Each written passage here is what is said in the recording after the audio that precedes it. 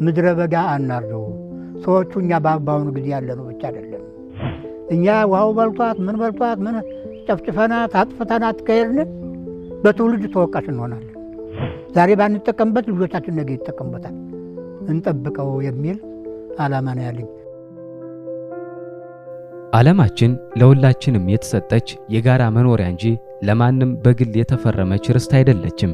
ሆኖም ዛሬ ላይ የሰው ልጅ በተፈጥሮ ሀብት ላይ እያደረሰ ያለው ጥፋት ምድርን ዳግም ወደማታገግምበት አፋፍ እየገፋት ይገኛል። በአሁኑ ወቅት በየዓመቱ ከ15 ቢሊዮን በላይ ዛፎች ይቆረጣሉ። ይህም በአንድ ዓመት ውስጥ ብቻ ከ10 ሚሊዮን ሄክታር በላይ ደን ከመሬት ገጽ እንዲጠፋ እያደረገም ይገኛል። ይህ ድርጊት ደግሞ የሰው ልጅ የራሱን የወደፊት የአየር ንብረት ሚዛን በገዛ እጁ እየገደለ መሆኑን ያሳያል። ዛሬ ላይ የምንቆርጠው እያንዳንዱ ዛፍና ያለ ጥበቃ ለጎርፍ አሳልፈን የምንሰጠው ለም አፈር የነገ ልጆቻችንን ዕጣ ፋንታ የሚወስን ጉዳይ ነው። እኛ የዚች ምድር የመጨረሻ ነዋሪዎች አለመሆናችንን ዘንግተን ተፈጥሮን እንደማያልቅ የሀብት ምንጭ በመቁጠር የምናከናውነው ግዴለሽነት በሚቀጥሉት ጥቂት አስርተ ዓመታት በቢሊዮን የሚቆጠሩ ዜጎችን ለከፋ የውሃና የምግብ እጥረት አደጋ አሳልፎ እንደሚሰጥ የሳይንስ ጥናቶችና መረጃዎች ያመለክታሉ።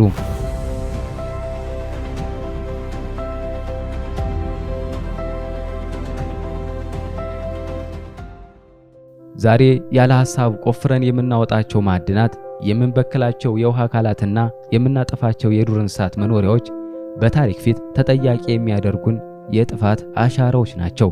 መሬቷን ምድረ በዳ አድርገን ወንዞቿን አድርቀንና አየሯን በጭስ መርዘን ለተተኪው ትውልድ የምናተርፈው ስቃይን፣ ረሃብንና ስደትን ብቻ ከሆነ የነገው ትውልድ በታሪክ መዝገብ ላይ ስማችንን በመሪር ሐዘንና በከባድ ወቀሳ እንደሚያነሳው ቅንጣት ታህል ጥርጥር የለውም።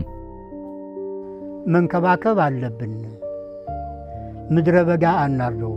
ሰዎቹ እኛ በአሁኑ ጊዜ ያለነው ብቻ አይደለም። ለትውልድ መሬቱን እንጠብቅለት ነው። ለትውልድ የማያስብ ሀሳብ ከሆነ ያው የውሸት ጎዳና ነው ማለት ነው።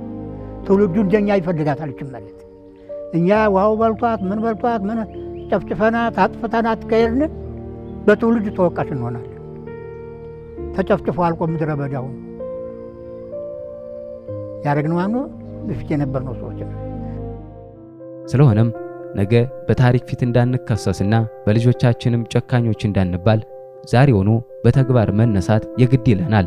መሬታችንን ለልጆቻችን በረሃ አድርገን ከማውረስ ይልቅ ዛሬውኑ አፈሩን በክብር ዛፎችን በጥንቃቄና ውሃውን ባደራ በመጠበቅ ለነገው ተስፋ የሚሆን ለምለምና የምትመች ምድርን የማስረከብ ኃላፊነት ሲኖርብን ዛሬ የምናደርገው ጥንቃቄ ለልጆቻችን የምንሰጠው ትልቁ ስጦታና ለራሳችንም የህሊና እረፍት የሚሰጥ ብቸኛው መንገድ ነው እና እንጠብቃት።